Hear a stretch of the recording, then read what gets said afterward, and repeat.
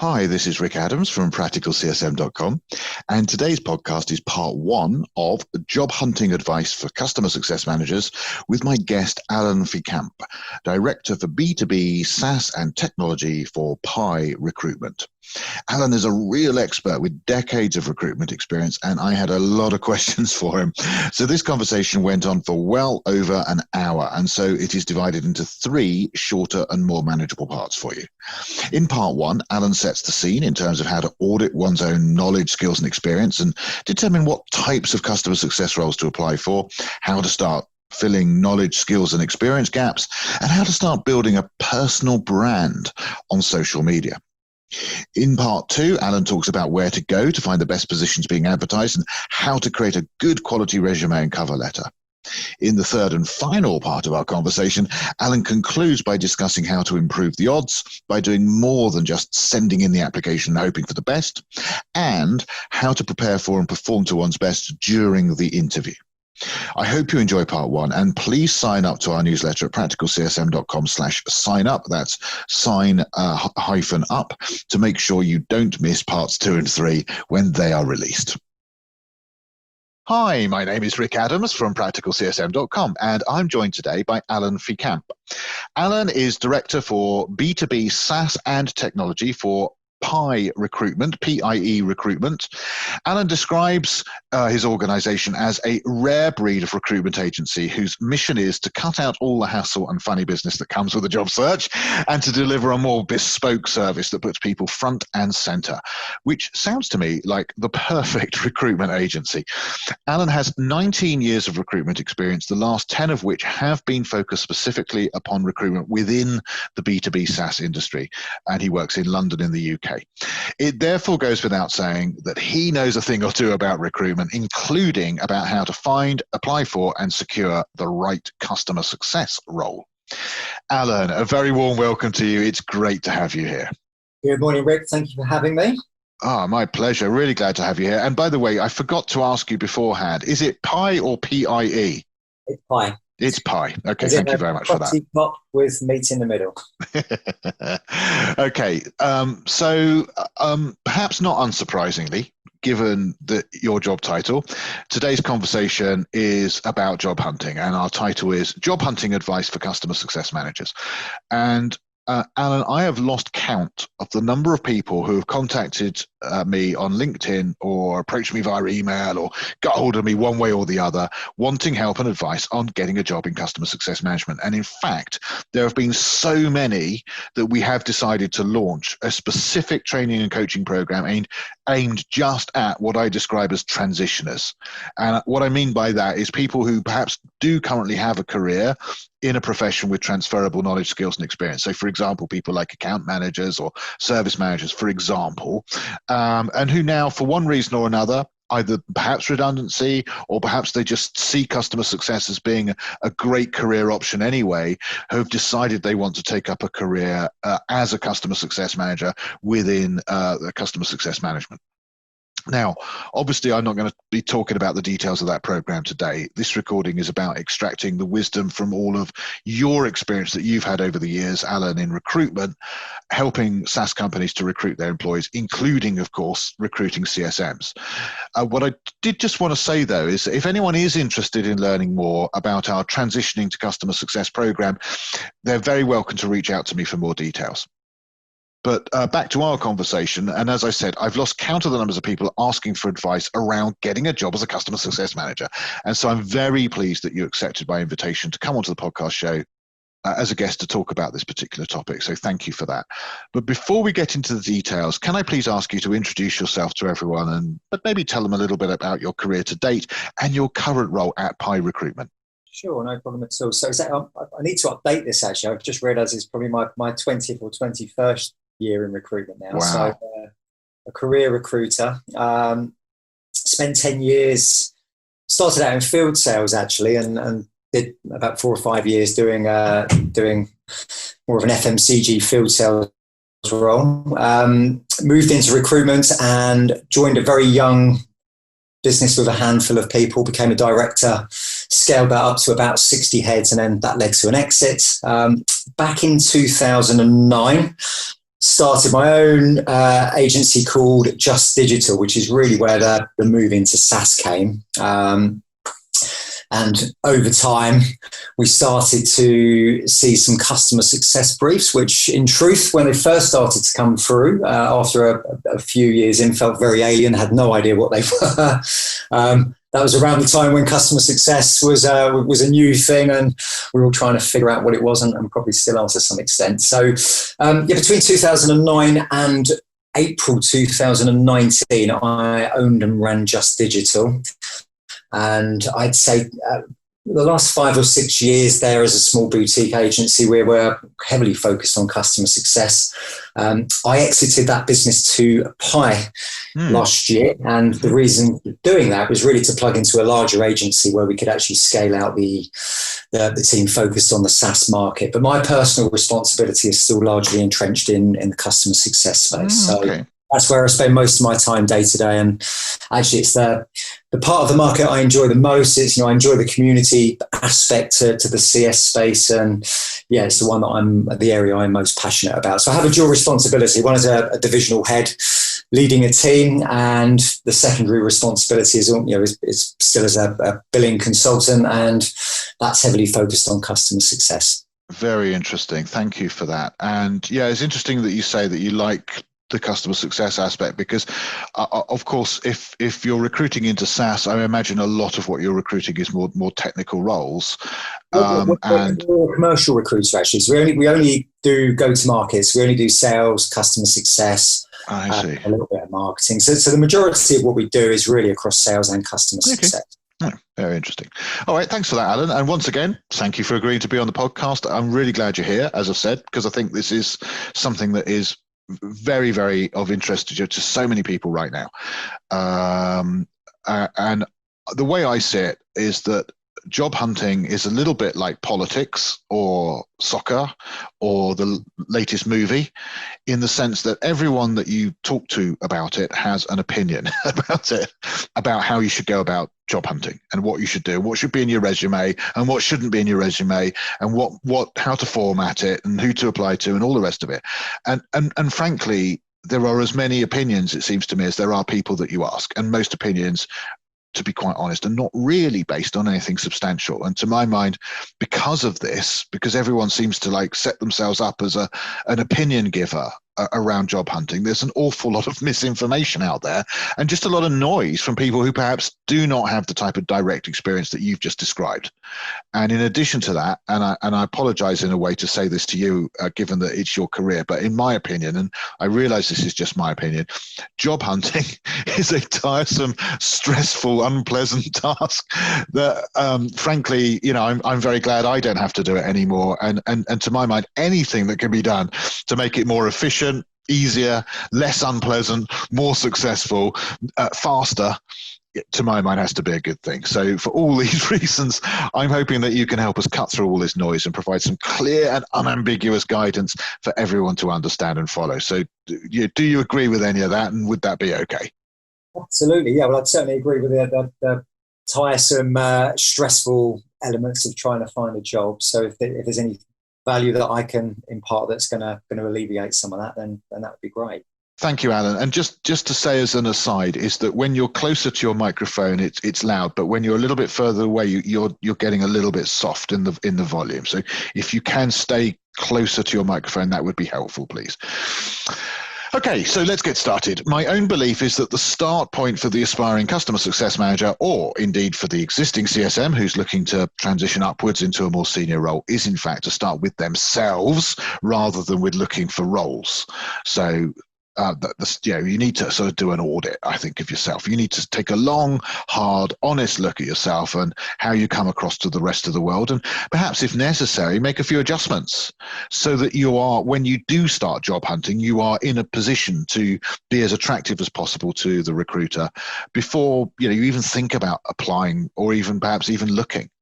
So would you agree with that? And if so, what advice would you give about making yourself as attractive as possible for potential candidates for a customer success role?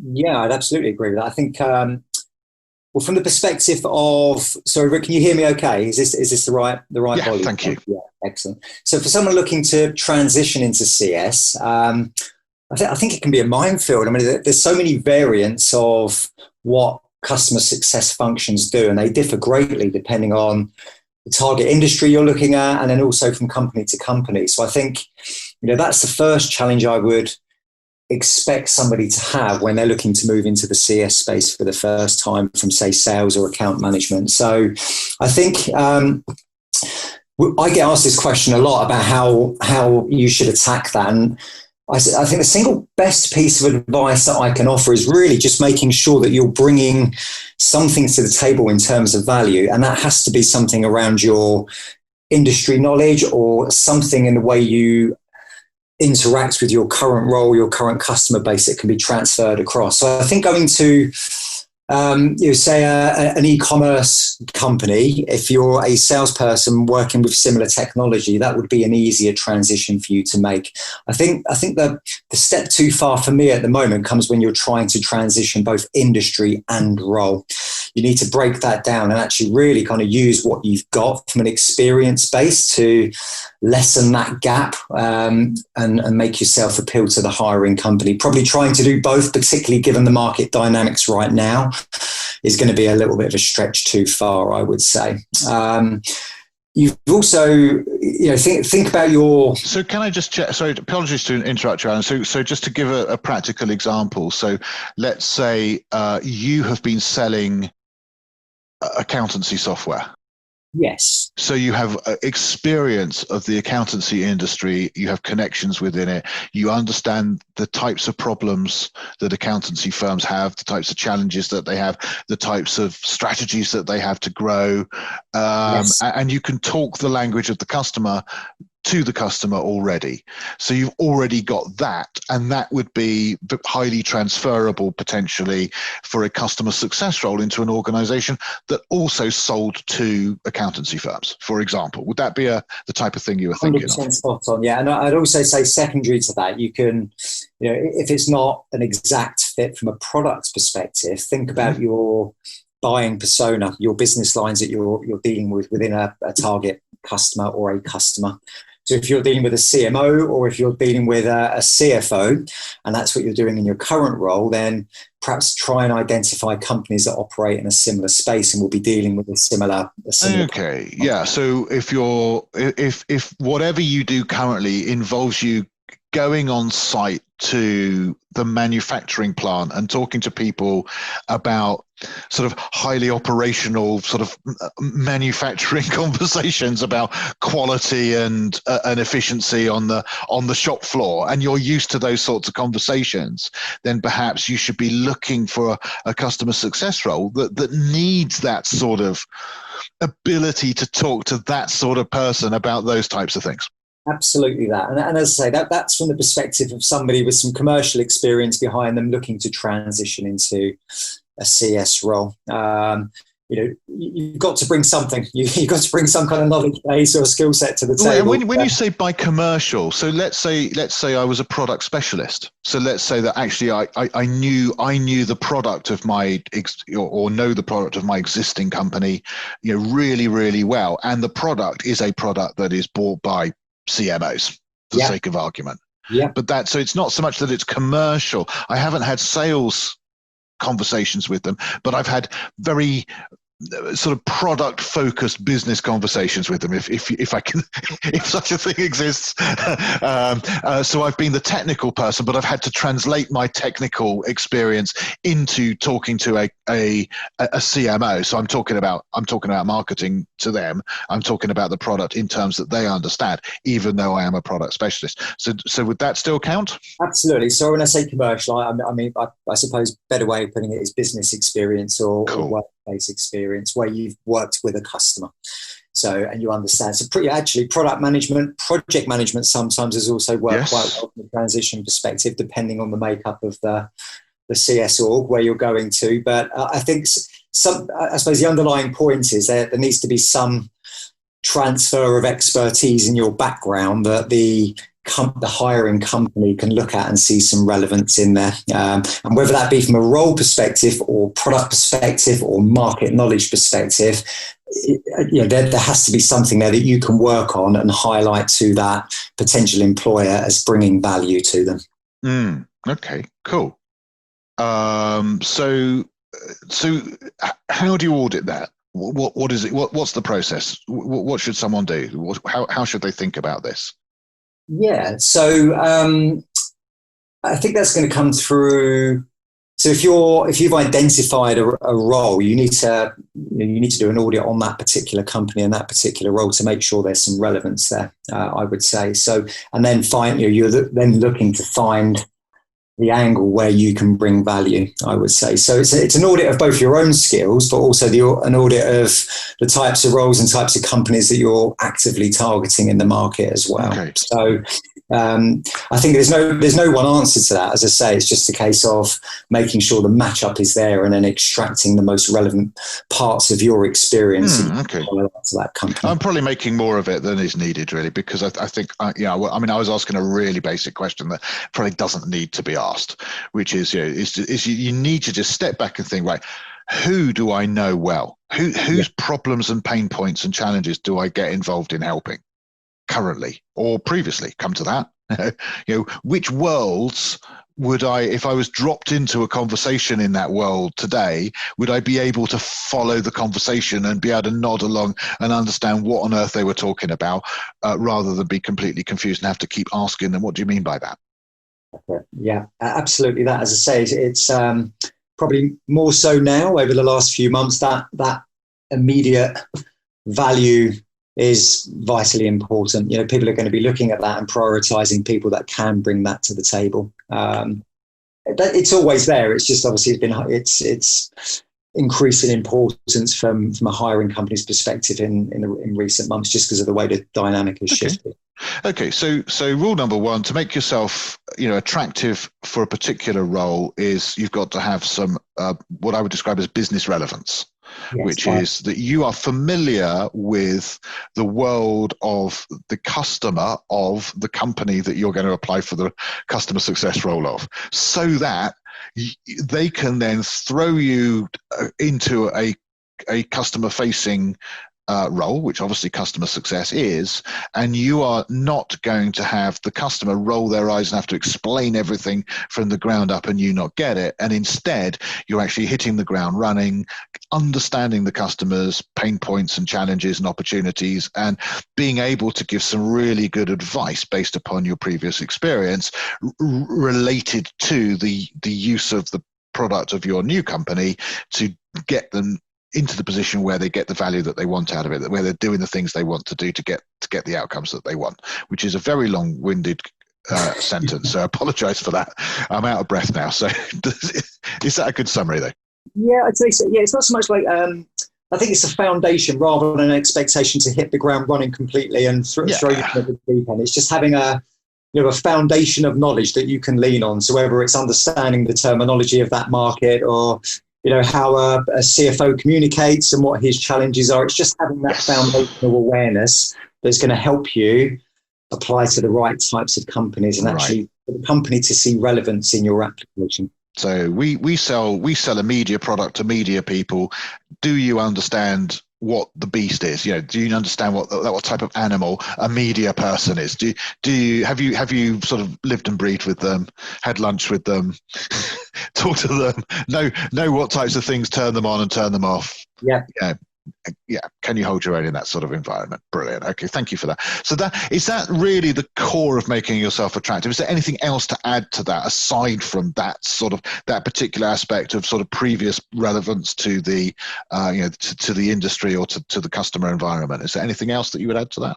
Well, there's a ton of stuff that no doubt we'll dig into around how you kind of position yourself with kind of personal branding and so on. But I think my point there is just making sure you're hitting the right types of companies that are going to see relevance in your profile, I would say. But I mean, you need to upskill. If you're not coming from within customer success, then you need to be looking at the right training and all of those things that come along with that to demonstrate your trajectory. So if you're actively looking to transition into CS, what steps are you undertaking to actually do that? It's all very well saying I quite fancy that, which is quite a lot of what we get on the end of. Well, yeah, right. So aspirational, but what tangible steps have you undertaken to actually make that happen? So whether it be training, what communities have you engaged in? What have you actually done rather than what are you intending to do that you can actually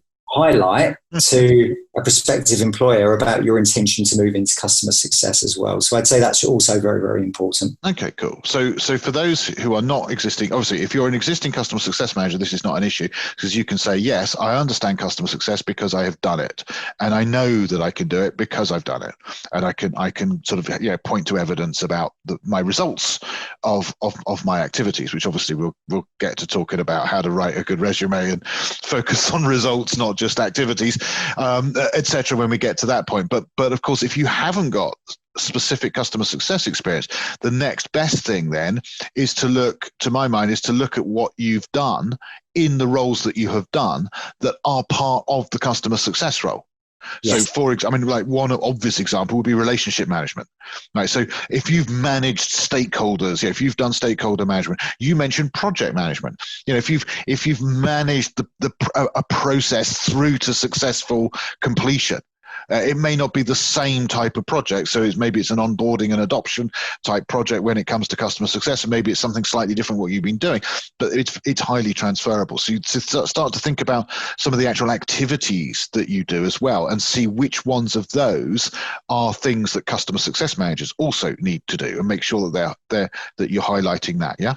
Well, I think so, and that's also fantastic to help you identify the right role to apply to. So project management does lend itself well to onboarding type roles. We've had one instance fairly recently with a US fintech customer where they put a VP of customer success title on it, but really it was 80% around onboarding because it was such a long time to live period, and the guy that ended up getting the job was from a project management background, right, and had the right technical knowledge of how to implement a multi-month onboarding process in a very technical environment where it has to be right. Yeah, and how to navigate the kind of senior stakeholders and get the dev teams and all of those types of things. And that was largely the makeup of the role. Once they'd gone live, it actually transitioned into a different team. So, it was heavy on the project management skills. But I think that process would help you identify what types of roles you should be applying to as well. Yeah, right. So there's two aspects to this, to my mind, that we've discussed, right? So one is the industry knowledge, Okay, so that is the end of part one. Don't forget to sign up to our newsletter at practicalcsm.com/sign up to make sure you don't miss parts 2 and 3 when they are released.